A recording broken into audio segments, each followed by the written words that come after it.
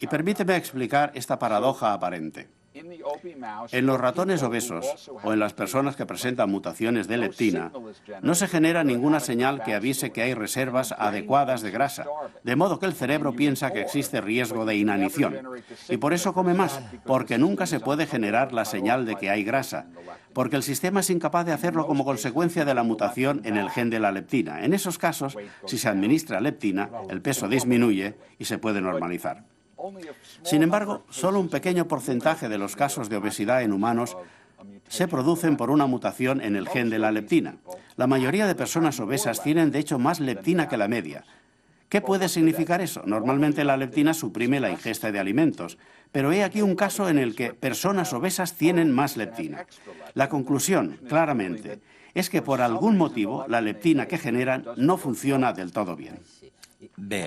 Lo veo. ¿Tiene algo que ver con lo que sucede con la insulina, de alguna manera?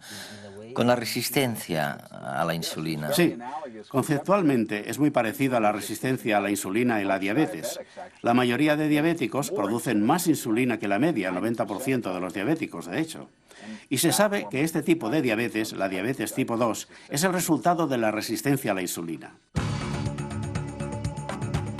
Comemos mucho y mal. Si analizásemos nuestros carritos de la compra, veríamos que los llenamos de alimentos ricos en hidratos de carbono, proteínas y lípidos que nuestro organismo no gasta. Se trata de un gran aporte energético para nuestro cuerpo, y la vida sedentaria que llevamos la mayoría hace que no gastemos toda esa energía. Por primera vez en la historia, en el mundo occidental hay más gente con problemas de sobrepeso que gente en su peso. Estados Unidos es ya un clásico de la obesidad. Un 60% tiene sobrepeso y el 31% son obesos. Comen mucho, mal y hacen poco ejercicio. Ese es el American Way of Life y la globalización ha hecho que se extienda por todo el planeta. En España la obesidad es un problema. Según las autoridades públicas, un 15% de los españoles son obesos.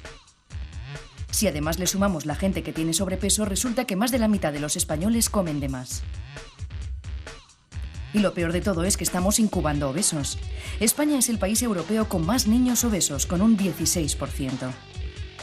En su dieta hay demasiadas grasas, pocas verduras y frutas y, sobre todo, comen mucho entre comidas.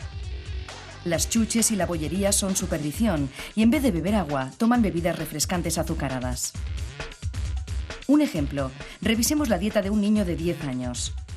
Necesita al día unas 2.200 kilocalorías. Imaginemos que toma una lata de refresco, que son 130 kilocalorías, un croissant con un aporte de 300 kilocalorías, una bolsa de aperitivo pequeña con 200 kilocalorías y un puñado de chuches con 120 kilocalorías.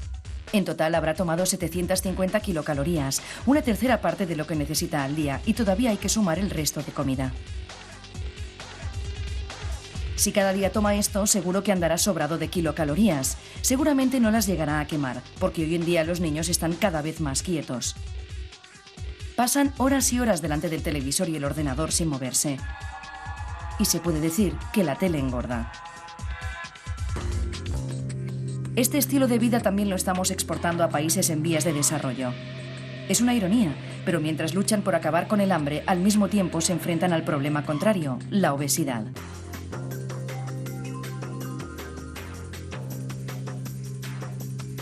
Cada vez vive más gente en ciudades porque en el campo no pueden ganarse la vida.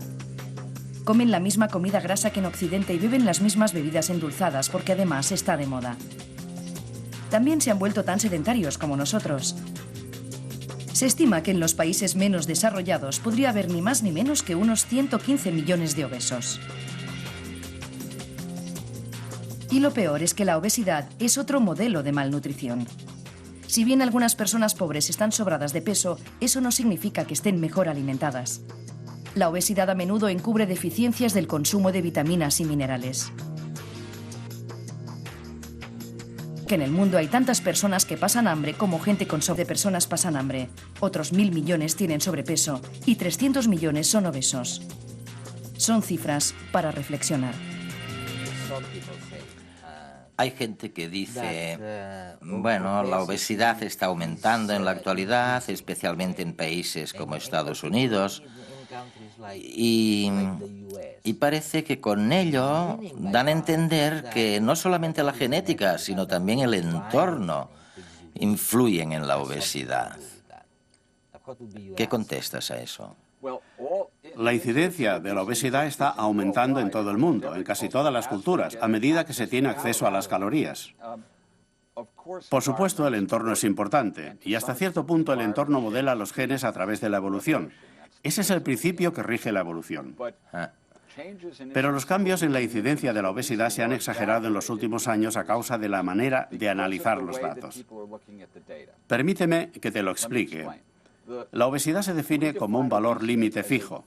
Cuando tu índice de masa corporal, el peso dividido por la altura al cuadrado, supera la cifra de 30, estás obeso.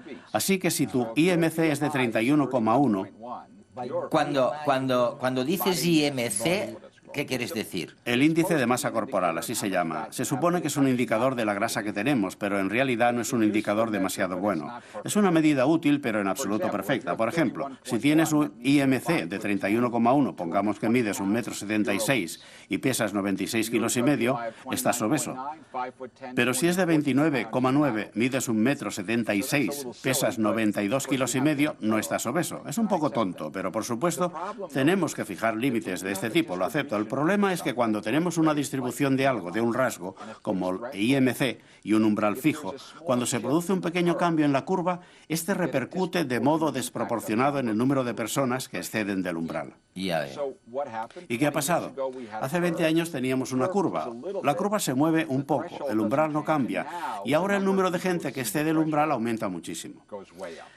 Así que durante el periodo en el que la gente afirma que la incidencia de la obesidad ha aumentado en un 50%, en realidad ha habido un aumento de peso medio de unos 3 o 5 kilos.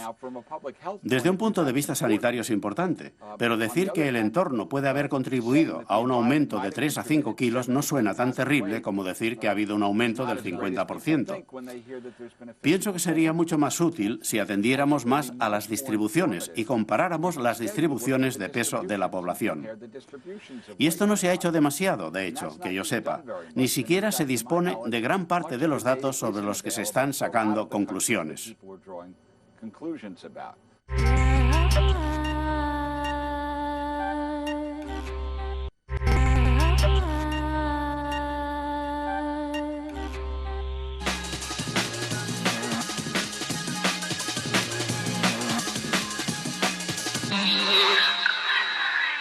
La comunidad científica acaba de presentar un fármaco que es eficaz contra la obesidad y otros factores de riesgo coronario. Se trata de un medicamento que actúa sobre el sistema nervioso. El ensayo clínico se ha realizado con la colaboración de 1.500 pacientes obesos de Estados Unidos y Europa. En concreto, el fármaco, denominado Rimonabant, incide sobre el sistema cannabinoide, relacionado con la ingesta de alimentos, el apetito y los estímulos placenteros relacionados con la comida. Al cabo de un año, los pacientes medicados perdieron más peso que los que tomaron placebo. Lo más destacable del ensayo es que la pérdida de peso fue sostenida y se prolongó más allá de las 40 semanas de seguimiento. Este es un dato importante, ya que muchos medicamentos no consiguen que los pacientes consoliden su pérdida de peso. Así pues, este ensayo puede ser una alternativa sólida en la lucha contra la obesidad. De todas maneras, queda por resolver las diferentes causas por las que determinadas personas desarrollan sobrepeso y otras no. La prevención, pero también la investigación, son claves a la hora de combatir una enfermedad como la obesidad, que hace muy poco tiempo la Organización Mundial de la Salud ha catalogado como epidemia. Y es que ser obeso implica padecer serios problemas de diabetes e hipertensión. Unos biólogos moleculares están estudiando los secretos de unas proteínas relacionadas con la obesidad. Se trata de las denominadas UCP2 o proteínas desacoplantes, que en su momento fueron consideradas como el remedio contra los problemas de sobrepeso. Si en un inicio se pensó que estas proteínas tan solo estaban relacionadas con quemar grasa, ahora se está investigando la posibilidad de que sirvan también para proteger al organismo de los radicales libres, por ejemplo, para proteger a las neuronas de la degeneración bioquímica. Otro dato clave es que estas proteínas no son muy activas en situaciones normales, sino que se activan en condiciones de estrés. O sea, que las proteínas desacoplantes podrían tener el secreto para conocer la relación entre sobrepeso, enfermedad y envejecimiento.